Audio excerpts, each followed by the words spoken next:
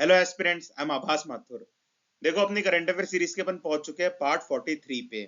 आज के ये जरूरी टॉपिक से जो अपन कवर करेंगे, आइए शुरू करते हैं। आज का अपना पहला टॉपिक है नॉरवेस्टर्स। नॉरवेस्टर्स नाम थोड़ा अजीब सा लग रहा है ना, पर ये और कुछ नहीं, काल बैसाखी विंड्स ही हैं। आपने बचपन से पढ़ा होगा एसएसटी में, काल बैसाखी एक विंड आती है। काल बैसाखी का नाम काल बैसाखी क्यों बना है? क्योंकि देखो, बंगाली कैलेंडर का जो पहला महीना होता है ना, जो अप्रैल के अराउंड आता है, उसे बैसाख कहते हैं। तो बैसाख के महीने में काल बनकर आती हैं ये विंड्स, इसलिए इन्हें काल बैसाखी कहते हैं। ठीक है। तो ये विंड्स कब बहती हैं? ये विंड्स बहती हैं मार्च अप्रैल के महीने से लेके मॉनसून तक। ठीक है, गर्मी वर्मी में बहती हैं। ये विंड्स बहुत ज्यादा जरूरी भी होती हैं, क्योंकि ड्राई सीजन में पानी लाती हैं तो फसल वगैरह अच्छी होती है। पर कभी कभार जब ये ज्यादा हो जाती हैं तो ये काल बनकर भी बरस पड़ती हैं। बहुत तेज बारिश आती है, बाढ़ आती है, सब कुछ तबाह हो जाता है, तहस नहस हो जाता है। जब तक सिर्फ नॉर्मल बारिश हो रही है तब तक तो ये बहुत अच्छी विंड है, पर अगर डिस्ट्रक्शन शुरू हो जाता है तो ये काल बन जाती है, तो काल बैसाखी इनको बोलते हैं। देखो, ये ओरिजिन कहाँ होता है? छोटा नागपुर प्लेटू है ना, झारखंड बिहार के आसपास, तो वहां से तो इनका ओरिजिन होता है। वहां से ये विंड्स बहते हुए जाती हैं वेस्ट बंगाल, उड़ीसा और आसाम के भी कुछ पार्ट में। मेजरली तो ये वेस्ट बंगाल में ही बहती हैं, पर नॉर्दर्न उड़ीसा और आसाम के कुछ पार्ट्स में भी बहती हैं। तो वेस्ट बंगाल में तो इन्हें काल बैसाखी कहा जाता है, आसाम में भी इनका एक लोकल नेम है। देखो, ये बनती कहाँ पर है? छोटा नागपुर प्लेटू में बनती हैं। ये बनती कैसे हैं? देखो, हवा का क्या होता है, हवा ना हाई प्रेशर से लो प्रेशर जाती है। कहां से कहां तक जाती है? हाई प्रेशर से लो प्रेशर जाती है। हाई प्रेशर में ना टेम्परेचर होता है कम, लो प्रेशर में टेम्परेचर होता है ज्यादा। प्रेशर और टेम्परेचर इनवर्सली प्रोपोर्शनल होते हैं। जब प्रेशर ज्यादा होगा, जब टेम्परेचर कम होगा, जब टेम्परेचर ज्यादा होगा, जब प्रेशर कम होगा। तो ऐसा ही होता है। देखो, छोटा नागपुर रीजन में ना हाई प्रेशर बनता है, और वेस्ट बंगाल के रीजन में बनता है लो प्रेशर। ये छोटा सा फिनोमिना है, इसलिए पर इवेंट्स हो जाती है बहुत खतरनाक, तो बड़ी तहस नहस भी कर देती हैं। एक बार रीड कर लेते हैं इनके बारे में।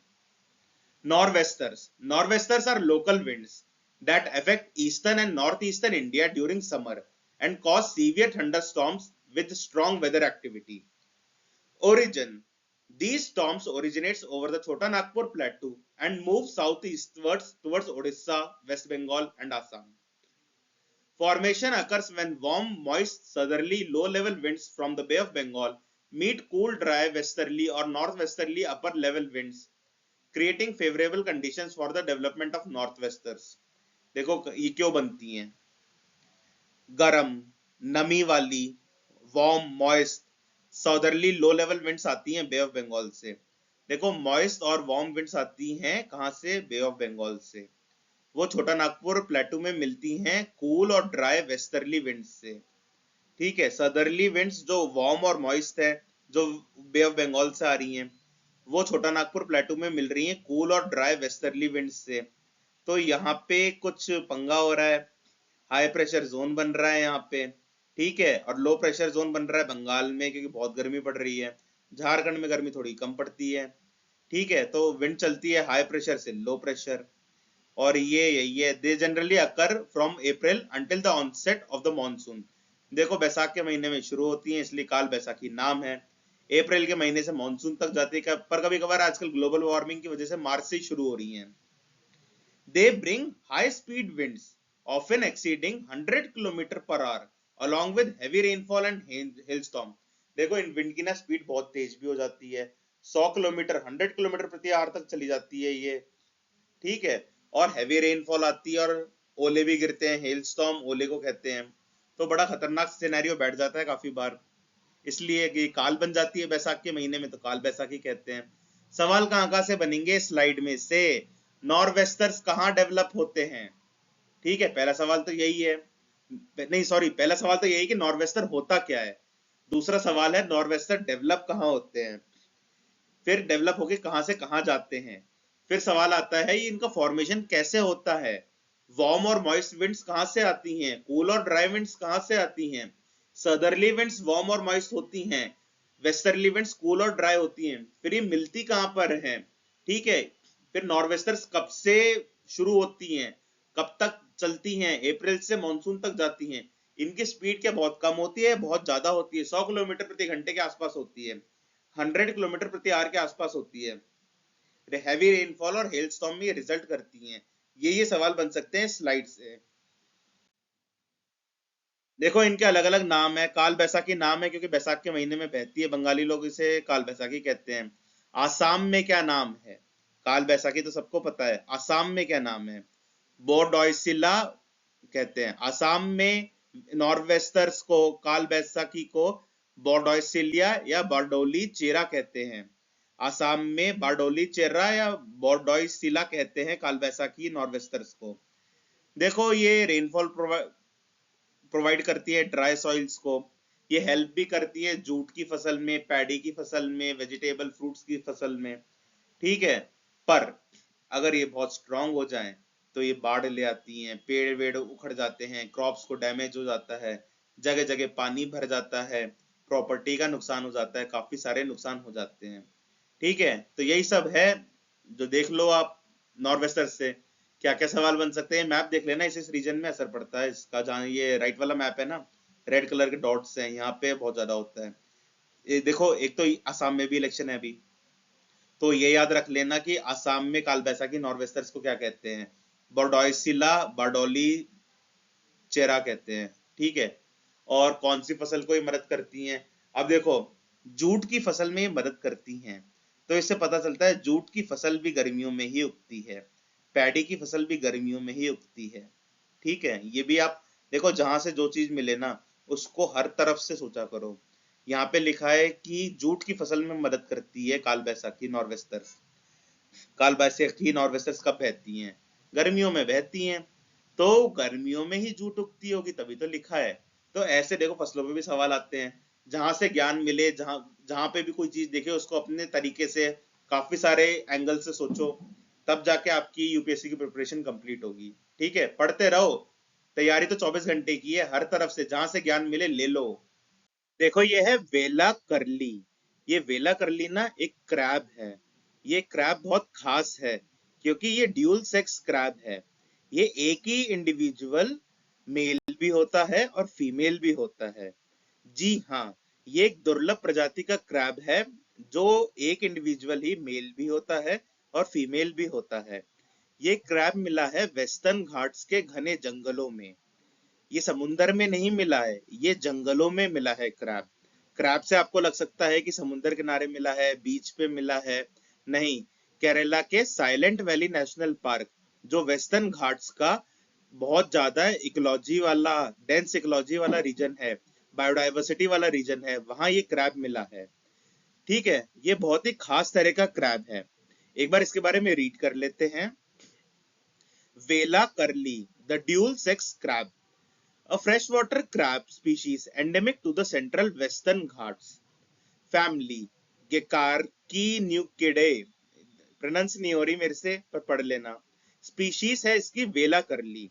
It is a fresh water crab exhibiting gynandromorphy. Gynandromorphy क्या होता है? A rare biological phenomena where an individual possesses both male and female physical characteristics simultaneously. Gynandromorphy typically occurs due to genetic anomalies during early embryonic development. देखो जब embryo का development हो रहा होता है ना, उसमें कुछ जेनेटिक एनोमॉलीज हो जाती हैं, जिसकी वजह से ये कंडीशन आ जाती है गायनाड्रोमॉर्फी। गायनाड्रोमॉर्फी एक ऐसी कंडीशन होती है जिसमें एक इंडिविजुअल बोथ फिजिकल कैरेक्टरिस्टिक्स रखता है, मेल की भी फीमेल की भी। In this specific case, the crab displayed male reproductive structures alongside female features. ये जो भी क्रैब मिला है ना, इसमें मेल रिप्रोडक्टिव स्ट्रक्चर्स भी हैं और साथ में फीमेल फीचर्स भी हैं। तो ये बहुत ही नायाब तरह का क्रैब मिला है। ठीक है, अर्धनारेश्वर क्रैब है ये, तो कहीं भी सवाल आ सकता है। यहाँ पे आपको इस स्लाइड से क्या क्या याद रखना है? पहला सवाल तो यूपीएससी का यही बन जाएगा, वेला करली क्या है? वेला करली एक क्रैब है। ये कैसा क्रैब है? ये ड्यूल सेक्स क्रैब है। ठीक है, इसमें एक इंडिविजुअल मेल भी होता है और साथ ही साथ फीमेल भी होता है एक ही टाइम पीरियड में। ठीक है, ये एक फ्रेश वाटर क्रैब है। मोस्टली क्रैब्स तो सबके दिमाग में आते हैं कि कोस्टल रीजन में मिलते हैं, सलाइन वाटर में मिलते हैं, पर ये फ्रेश वाटर क्रैब है, ये जंगलों में मिलता है। कहाँ के जंगलों में मिलता है? वेस्टर्न घाट्स। वेस्टर्न घाट्स में भी, जो सेंट्रल वेस्टर्न घाट्स वाला इलाका है ना, ये वहां का एंडेमिक है, ये वहीं पे मिलता है। इसकी फैमिली के नाम पे सवाल आ सकता है, इसकी स्पीशीज के नाम पे सवाल आ सकता है। फिर एक बहुत बड़ा सवाल बन रहा है, गायनेंड्रोमॉर्फी क्या होता है? यूपीएससी सीधे सवाल पूछ लेगी, ये टर्म दे देगी, गायनेंड्रोमॉर्फी क्या होता है? Gynandromorphy, a rare biological phenomena where an individual possesses both male and female physical characteristics simultaneously. ये एक ऐसा बायोलॉजिकल फिनोमिना होता है गैनाड्रोमॉर्फी, जिसमें एक ही इंडिविजुअल बोथ मेल और फीमेल की फिजिकल कैरेक्टरिस्टिक्स साइमल्टेनियसली पोसेस करता है। ठीक है, तो ये क्रैब के बारे में देख लेना, ये केरला में मिला है, साइलेंट वैली नेशनल पार्क में। देखो यूपीएससी ना ऐसे अजीबोगरीब जीवों से ही सवाल बनाती है, जो आम लोगों ने सुने ही नहीं होते, बहुत कंफ्यूजिंग होते हैं, नाम भी ऐसे ही होते हैं कि एक बार में समझ नहीं आते। तो इन चीजों को ना बड़े अच्छे से याद रखना। इसके बारे में ये रीड कर लेते हैं। Location, tree holes with in the silent valley national park Kerala. Kerala में बहुत घना जंगल है, वेस्टर्न घाट्स में बहुत घना जंगल है, उसमें भी साइलेंट वैली नेशनल पार्क में ना बहुत ज्यादा ट्रॉपिकल रेन फॉरेस्ट है, उसके भी ट्री होल्स में मिला है ये। Habitat, it is an endemic species, meaning it is found only in the forest and streams of the central western ghats. Western Ghats के फॉरेस्ट में ये मिलता है, उसकी नदियों में ही मिलता है। Physical mosaic, the body is biological mix, certain parts showcase male anatomy while others are distinctly female. देखो मेल जैसे भी हैं कुछ पार्ट्स, फीमेल जैसे भी हैं इसके कुछ पार्ट्स। रिप्रोडक्टिव फीचर क्या है इसमें? दोनों के रिप्रोडक्टिव सिस्टम्स हैं, मेल के भी फीमेल्स के भी। एंडेमिक स्पीशी है ये वेस्टर्न घाट्स का, कि ये सिर्फ वेस्टर्न घाट्स में ही मिलता है, उसमें भी सेंट्रल वेस्टर्न घाट्स में ही मिलता है। ये छोटे साइज का क्रैब है, ठीक है, फ्रेश वाटर क्रैब है, ये भी एक बहुत इंपॉर्टेंट सवाल है। देख लो इस स्लाइड से कहाँ कहाँ से सवाल बन सकते हैं। साइलेंट वैली नेशनल पार्क कहाँ है? नेशनल पार्क में भी यूपीएससी सवाल बनाती है, तो ये भी देख लो, साइलेंट वैली नेशनल पार्क कहाँ है? केरला में है। ठीक है, और बायोलॉजिकल मिक्स है ये, एंडेमिक स्पीशीज है सेंट्रल वेस्टर्न घाट्स की, फ्रेश वाटर क्रैब है और टाइनी फ्रेश वाटर क्रैब है, यानी कि ये साइज में बहुत बड़ा नहीं है। ये सब याद रखना, सवाल बन सकते हैं, हाई चांसेस है। ये है वॉशिंगटन कंसेंसस। अब आपको लगेगा ये कुछ युद्ध से रिलेटेड है, लड़ाई झगड़े से रिलेटेड है, नहीं, ये इकोनॉमी से रिलेटेड है। ये जो वॉशिंगटन कंसेंसस है ना, ये एक तरीके से इकोनॉमिक पॉलिसी है। क्यों लाई गई थी ये पॉलिसी? डेवलपिंग कंट्रीज में मार्केट ओरिएंटेड इकोनॉमिक रिफॉर्म्स लाने के लिए। कैसे रिफॉर्म्स लाने के लिए? Market oriented. देखो 1980s के लास्ट तक आते आते ना पॉलिसी शिफ्ट हो रही थी इकोनॉमी की, स्टेट ओरिएंटेड गवर्नमेंट ओरिएंटेड से ये जा रहे थे मार्केट ओरिएंटेड पे। ठीक है, तो इन्होंने कुछ 10 आइडियाज बताए थे कि इन 10 आइडियाज को, इन 10 स्ट्रेटेजीज को अपना के कैसे डेवलपिंग कंट्रीज अच्छे से डेवलप हो सकती हैं, उनकी इकोनॉमी स्ट्रांग हो सकती है। वॉशिंगटन बेस्ड ही था ये पूरा, इसलिए वॉशिंगटन कंसेंसस बोला जाता है। 1980 में 1989 में ये आए थे। एक बार रीड कर लेते हैं इसके बारे में। Washington consensus, a set of economic policy prescriptions promoting market-oriented reforms. The Washington Consensus is a set of 10 neoliberal market-oriented economic policy recommendations aimed at developing countries, particularly in Latin America. देखो Latin American countries है ना, उनको develop करने के लिए America ने ये idea दिया था कि ये 10 स्ट्रेटेजीज है, ये 10 रिकमेंडेशंस है, इनको अपना लो, तो जो तुम डेवलपिंग कंट्री हो ना, तुम्हारी इकोनॉमी हो जाएगी स्ट्रांग। ये सब मार्केट ओरिएंटेड रिफॉर्म्स हैं, promoted by Washington based institutions like IMF and World Bank. ये जो 10 आइडियाज है ना, न्यू लिबरल आइडियाज हैं, मार्केट ओरिएंटेड इकोनॉमिक अप्रोच के आइडियाज हैं, इनको IMF और वर्ल्ड बैंक ने प्रमोट करा है काफी, क्योंकि ये दोनों इंस्टीट्यूशंस भी अमेरिकन बेस्ड ही हैं, वॉशिंगटन बेस्ड ही हैं। It emphasise fiscal discipline, privatisation, trade liberalisation and deregulation to achieve economic growth. इनका कहना था कि आपको फिस्कल डिसिप्लिन लाना होगा, प्राइवेटाइजेशन लाना पड़ेगा, लिबरलाइजेशन लाना होगा ट्रेड में, डीरेगुलेशन लाना होगा टू अचीव इकोनॉमिक ग्रोथ। फिर इन्हीं की देखा देखी अपने एलपीजी रिफॉर्म्स भी आए थे 1990s में। ठीक है, तो इसमें से सवाल कहाँ कहाँ से आ सकते हैं? पहला सवाल तो यही है, वॉशिंगटन कंसेंसस क्या है? Washington consensus economic policy prescriptions हैं जो प्रमोट करते हैं मार्केट ओरिएंटेड रिफॉर्म्स। पहला सवाल तो यही है कि वॉशिंगटन कंसेंसस क्या है? दूसरा सवाल आएगा ये किनको प्रमोट करते हैं, गवर्नमेंट ओरिएंटेड रिफॉर्म्स को करते हैं, स्टेट ओरिएंटेड रिफॉर्म्स को करते हैं, या मार्केट ओरिएंटेड रिफॉर्म्स को करते हैं? ये प्रमोट करते हैं मार्केट ओरिएंटेड रिफॉर्म्स को। इनकी 10 रिकमेंडेशंस हैं नियो लिबरल सोसाइटी बनाने के लिए, मार्केट ओरिएंटेड इकोनॉमिक पॉलिसी बनाने के लिए। ठीक है, इनको आईएमएफ और वर्ल्ड बैंक भी सपोर्ट करते हैं। तो ऐसा सवाल आ जाएगा तो आपको सही करना है कि आईएमएफ और वर्ल्ड बैंक इनको सपोर्ट करते हैं। ठीक है, यही है वॉशिंगटन कंसेंसस। यूपीएससी सवाल पूछ सकता है क्योंकि बड़ा कंफ्यूजन हो जाएगा, आपको लगेगा कुछ ना कुछ अमेरिका के युद्ध वाली पॉलिसी से रिलेटेड है, वॉर से रिलेटेड है, तो आपको कंफ्यूज नहीं होना। चलो ये देख लेते हैं ये 10 क्या है, एक बार रीड कर लेते हैं। देखो ये जो 10 रिकमेंडेशंस है ना, ये प्रीलिम्स पॉइंट ऑफ के लिए तो जरूरी नहीं है, पर मेंस में बहुत आ सकते हैं। जिनका पब्लिक एडमिनिस्ट्रेशन है, इकोनॉमी है, या इकोनॉमिक्स का जो जीएस पेपर होता है, उन सब में भी ये पॉइंट्स लग सकते हैं। ये आइडियाज है आपको हर टाइप के क्वेश्चन सॉल्व करने के लिए। तो एक बार रीड कर लेते हैं। इनके 10 रिकमेंडेशंस क्या है वॉशिंगटन कंसेंसस के? Fiscal discipline, public spending redirection, tax reform, financial liberalisation, competitive exchange rates, trade liberalization, foreign direct investment, privatization, deregulation, property rights। देखो मेंस में ना ये स्लाइड बहुत काम की है, प्रीलिम्स के लिए जरूरी नहीं है, तो फिर भी देख लेना, आपका माइंड डेवलप भी होगा इन सब चीजों से। आप एक बार रीड करोगे, सोचोगे, तो प्रीलिम्स में जो स्टेटमेंट बेस्ड क्वेश्चंस आते हैं ना, जो अपने बुद्धि विवेक से करने होते हैं, वो आप सही कर पाएंगे। देखो आप कहीं से कितना भी पढ़ लो, अगर आपका माइंड डेवलप नहीं होगा तो स्टेटमेंट वाले सवाल आप कर ही नहीं सकते। तो ये सब चीजें पढ़ के ही माइंड होता है डेवलप। ऐसे सिर्फ रट्टे लगाने से नहीं होता कि ये क्रैब यहाँ मिला है, ये चीज यहाँ मिली है। तो ये पढ़ो एक बार, सोचो एक बार इन चीजों के बारे में मन में 10-10 20-20 सेकंड के लिए, तो आपका माइंड हो जाएगा डेवलप और आप कर पाएंगे यूपीएससी क्लियर। ये है निर्भया निशा इनिशिएटिव। अब सवाल आएगा ये निर्भया निशा इनिशिएटिव क्या है, ये कौन सी मिनिस्ट्री ने निकाला है?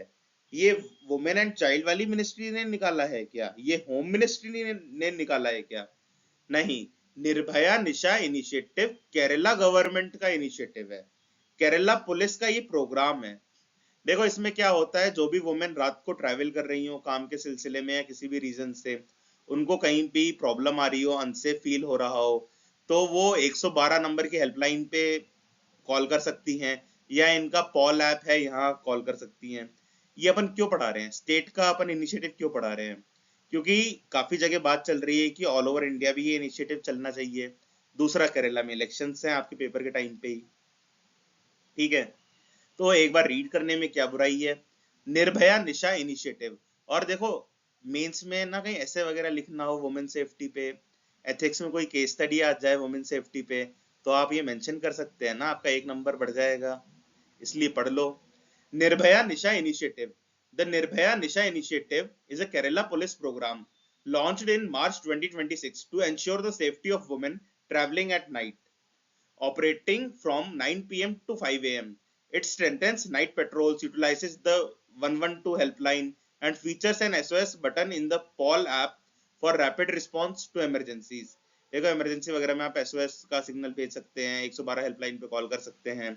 नाइट पेट्रोल्स भी स्ट्रेंथन होंगी, 9 से 5 बजे तक ही प्रोग्राम चलेगा कि रात को वुमेन देर रात को नौकरी कर कर आ रही है कहीं से, या किसी काम से बाहर जा रही हैं, फ्लाइट पकड़ने जा रही है, ट्रेन पकड़ने जा रही हैं, तो वहां सब पे वुमेन सेफ्टी के लिए बहुत जरूरी है। वुमेन सेफ्टी थीम तो हर बार ही रहती है ऐसे वगैरह में, तो आपको एक प्लस पॉइंट ही मिलेगा। बाकी इलेक्शन आ रहे हैं, क्या पता भूला बिसरा सवाल आ जाए। निर्भया निशा इनिशिएटिव केरला पुलिस का इनिशिएटिव है। किसका है ये इनिशिएटिव? केरला गवर्नमेंट का। खार्ग आइलैंड, देखो खार्ग आइलैंड अभी बहुत न्यूज में है, अमेरिका ने हमला कर दिया खार्ग आइलैंड पे, ये ईरान का पार्ट है, पर्शियन गल्फ में पड़ता है। सीधा सीधा सवाल आ जाएगा, खार्ग आइलैंड कौन से देश का है? खार्ग आइलैंड की लोकेशन क्या है? ये पर्शियन गल्फ में पड़ता है। देखो ये एक ईरान का आइलैंड है। ईरान का ना बहुत सारा तेल यहाँ से एक्सपोर्ट होता है, इसलिए ईरान का बहुत जरूरी आइलैंड है। ईरान का अराउंड 90% क्रूड ऑयल यहीं से एक्सपोर्ट होता है। ठीक है, तो इसलिए अमेरिका ने यहाँ पे हमला करा कि 90% जहां से ईरान का क्रूड ऑयल एक्सपोर्ट होता है, हम उस जगह को ही उड़ा देते हैं तो ईरान बर्बाद हो जाएगा, यही सोचा था। तो खार्ग आइलैंड बहुत न्यूज में है, एक बार देख लो। एक इसमें एक माउंटेन भी आता है, माउंट डिडेहबन। तो माउंट डिडेबन भी कहाँ है? ईरान में है, खार्ग आइलैंड पे है, पर्शियन गल्फ पे है। ठीक है, एक बार रीड कर लेते हैं। इसकी खासियत भी है इस आइलैंड की कुछ, कि ये लाइमस्टोन से बना आइलैंड है। ये जो लाइमस्टोन से बना आइलैंड है ना, इस आइलैंड के लाइमस्टोन के बीच में पानी फंस जाता है क्योंकि ये पोरस लाइमस्टोन से है।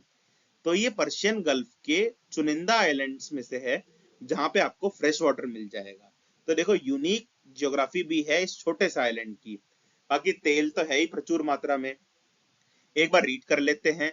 Kharg island. Kharg island is a continental island of Iran located in the Persian gulf.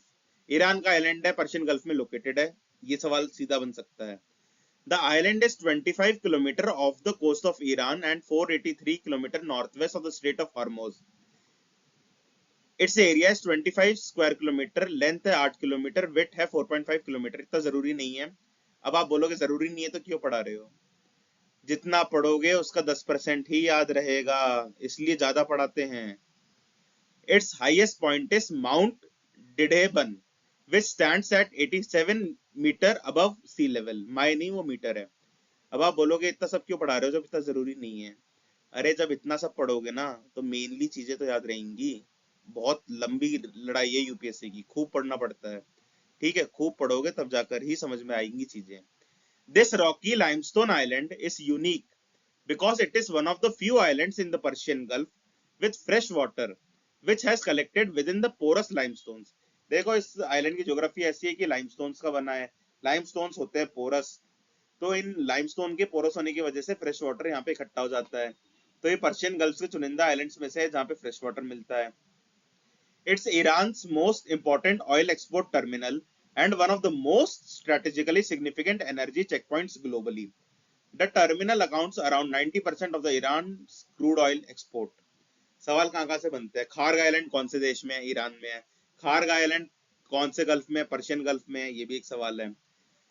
Mount डिडेबन कहाँ पर है? खार्ग आइलैंड में, ईरान में है। ईरान न्यूज में, ज्योग्राफी से सवाल पूछ लेंगे ईरान का, तो माउंट डिडेबन याद रख लो।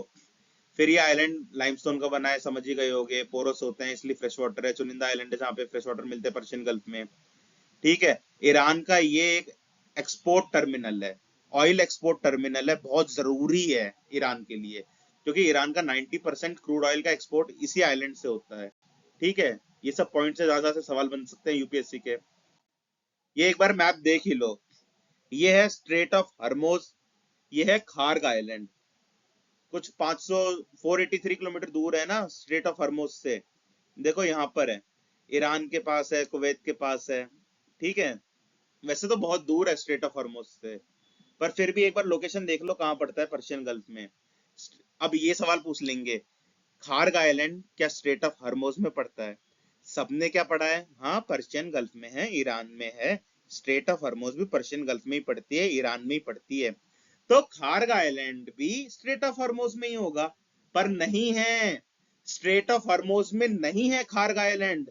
ईरान में है पर स्ट्रेट ऑफ हॉर्मोज में नहीं है। पर्शियन गल्फ में है पर स्ट्रेट ऑफ हॉर्मोज में नहीं है।